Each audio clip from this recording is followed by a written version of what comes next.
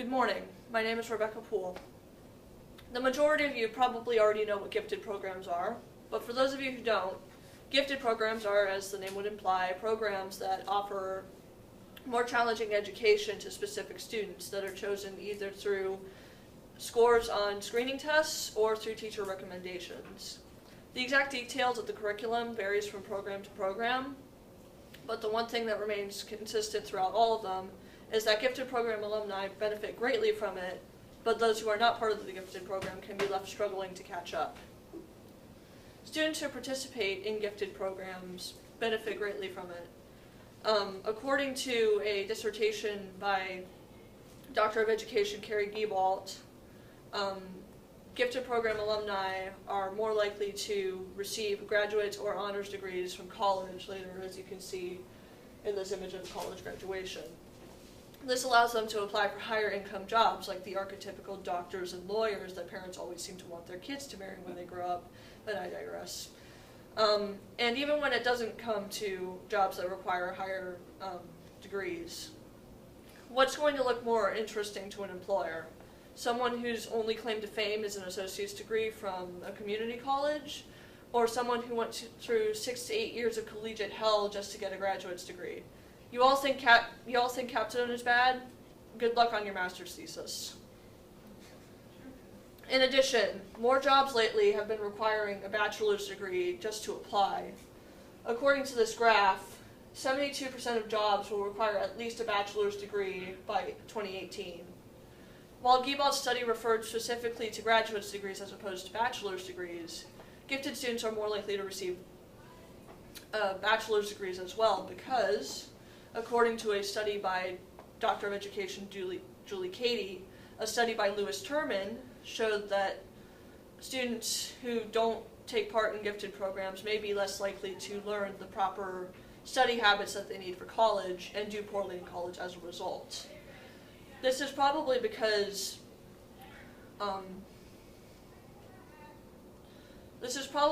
students who don't take part in gifted programs end up in that awkward situation where the schoolwork is too easy for them, so they really don't learn anything from it, and they aren't challenged, so they don't really get anything out of school.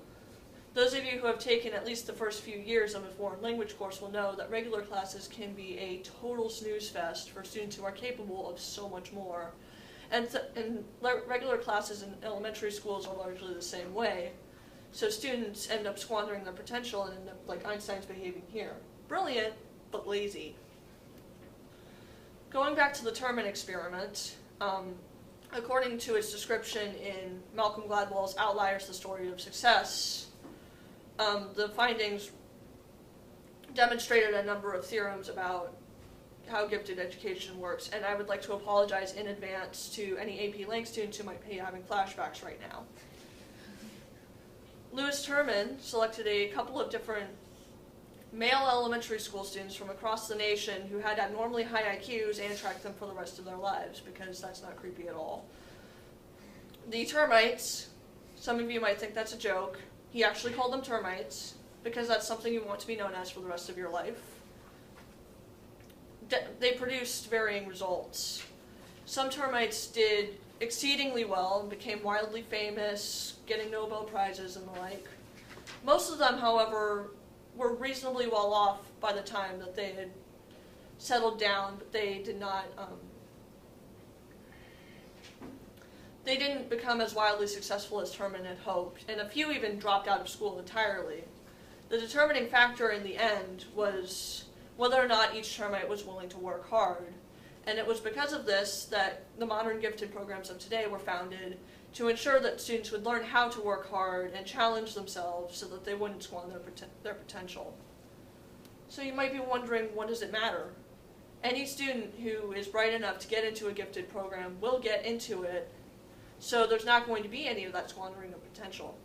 However, there exists some inequality in who is selected for each gifted program. According to a study by David Card and Laura Giuliano, it was found that prior to the implementation of a universal screening program in a Florida school district, the proportion of Black, Hispanic, and English language learning students who were being selected for gifted programs was much lower than that of white students, as you can see in the graph here. Fortunately, that universal screening program, testing everybody in second grade to see if they qualify for gifted programs in third grade, would itself be a great way to ensure that more people can benefit from these gifted programs. However, unfortunately, as this graph shows, budget cuts led to the suspension of the program entirely in this district, and so the proportion of gifted students in the district schools dropped to even below the comparison schools afterwards. The best solution to this really would be to remove one of the other standardized tests that the Florida School Board sees fit to force elementary schoolers to take. But as 12 years of schooling have taught us, the Florida School Board loves their standardized testing.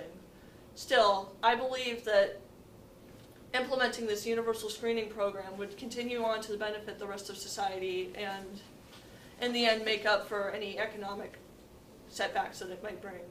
What questions do you all have?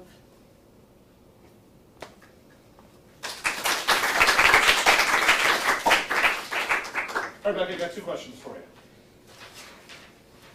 First up, how did you handle the differing perspectives that you found in your research in order to reach the conclusion that you did? I found a lot of the evidence I found was that I saw a number of perspectives that said that gifted students benefited so much from gifted programs that in the end it was a net gain, but I also saw numerous perspectives that said that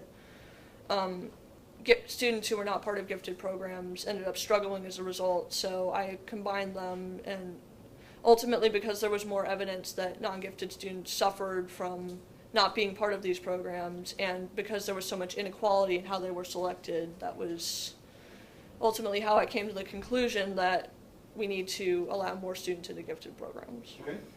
And then how did you use the conclusions that you just talked about to advance your own research?